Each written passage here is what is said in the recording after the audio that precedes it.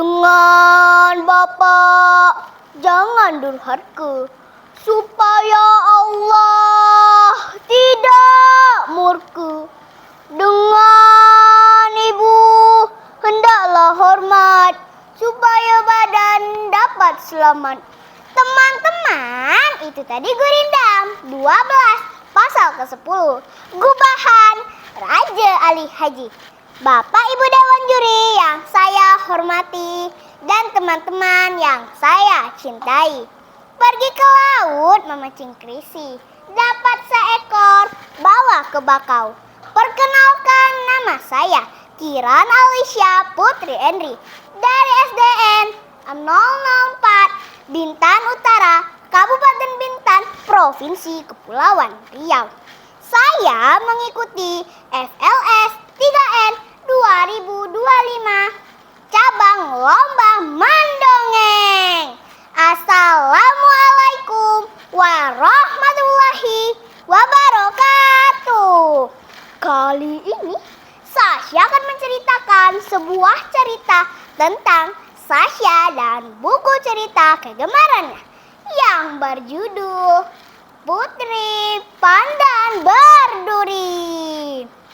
Dikarang oleh Ulul Asmi, diterbitkan oleh Balai Kajian dan Pengembangan Budaya Melayu Yogyakarta tahun 2006.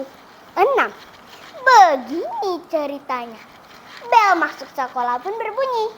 Teng teng teng teng teng teng teng.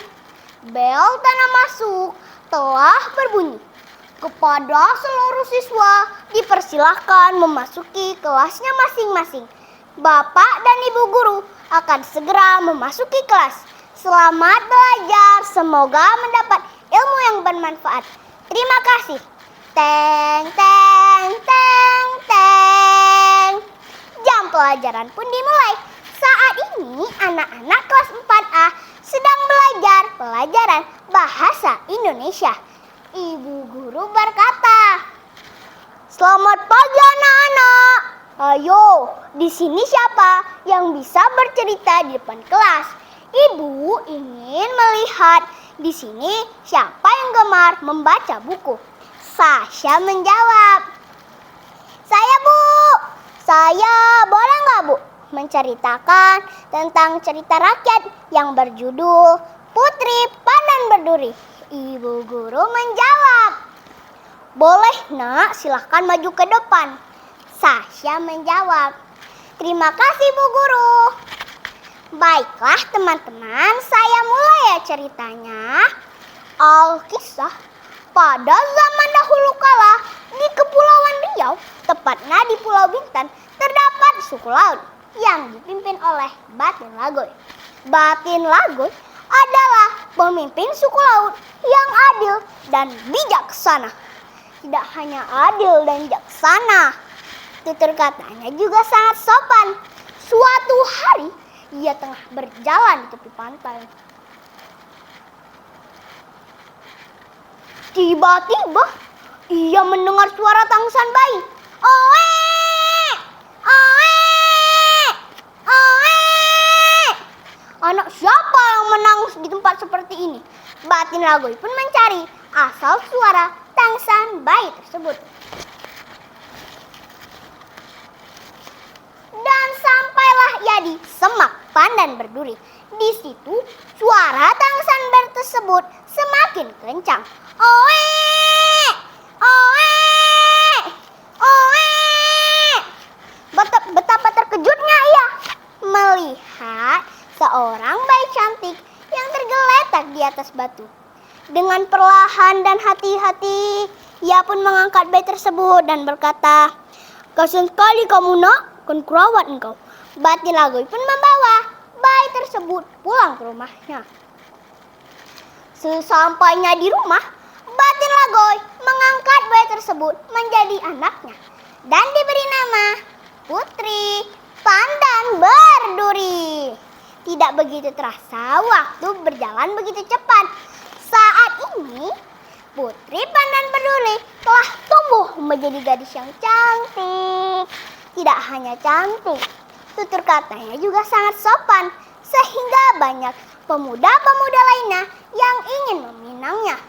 Tetapi mereka takut karena ayahnya Batin Lagoy hanya menginginkan putrinya menikah dengan anak dari keturunan Megan. Megat dalam bahasa Melayu artinya anak dari keturunan bangsawan. Sebaliknya di Pulau Galang terdapat dua kakak beradik yang bernama Julela dan Jenang Perkasa. Sejak kecil Julela dan Jenang Perkasa hidup rukun. Tetapi kerukunan mereka sirna karena ayahnya mengangkat Julela menjadi raja penggantinya di Pulau Galang. Hal itu menyebabkan Julela menjadi angkuh dan sombong. Hal itu juga menyebabkan adiknya Jenang Perkasa merasa kecewa terhadap kakaknya. Akhirnya Jenang Perkasa pun memutuskan untuk pergi dari Pulau Galang. Berhari-hari berlayar tanpa arah dan tujuan yang jelas, bersandarlah ia di Pulau Bintan. Di Pulau Bintan, Jenang Perkasa menjadi seorang pedagang. Saat berpedagang, tutur katanya sangat sopan, sehingga menjadi bahan pembicaraan warga Bintan. Pembicaraan itu pun sampai di telinga raja. Akhirnya, raja melaksanakan acara makan malam. Saat acara makan malam dimulai, diam-diam raja mengintip cara bersikap Jenang Perkasa. Selesai acara makan malam dimulai, raja memutuskan untuk berbincang dengan Jenang Perkasa. "Wahai anak muda, maukah kau menikah dengan putriku?" Mendengar hal tersebut, Jenang Perkasa terdiam sejenak dan tidak ingin melewatkan kesempatan tersebut. Ia menjawab, "Maaf yang mulia, hamba menerima tawaran yang mulia." Raja sangat senang dan memutuskan untuk berbincang dengan putrinya. "Wahai putriku, maukah kau menikah dengan Jenang Perkasa?" Putrinya menjawab, "Jika itu keputusan ayahanda, saya akan menerimanya." Para pengawal dan warga Bintan pun menyiapkan pesta pernikahan Putri Pandan Berduri dengan Jenang Perkasa. Raja merasa sangat tua dan memutuskan untuk mengangkat sang menantu menjadi raja penggantinya di Pulau Bintan. Oh ya teman-teman, dari cerita tadi kita dapat pesannya loh, bahwa kita janganlah angkuh dan sombong, karena hidup itu bagaikan roda yang berputar. Bu Ijah membeli gonggong, gonggong dibeli waktu asar. Kita janganlah sombong, karena hidup itu bagaikan roda yang berputar. Sasha berkata, "Bu, saya sudah selesai bercerita. Membaca buku adalah kegemaran saya, Bu. Sesuai dengan 7 kebiasaan anak hebat Indonesia kuat." Teman-teman, bukan hanya membaca buku, ada juga yang lainnya. Yang pertama, bangun pagi, beribadah, makan sehat dan bergizi, berolahraga. Yang kelima, membaca buku. Yang keenam, hidup bermasyarakat. Ketujuh, tidur cepat. Ibu guru berkata, "Wah, hebat kali kamu, Nak. Ayo anak-anak, beri tepuk tangan yang meriah untuk Sasha."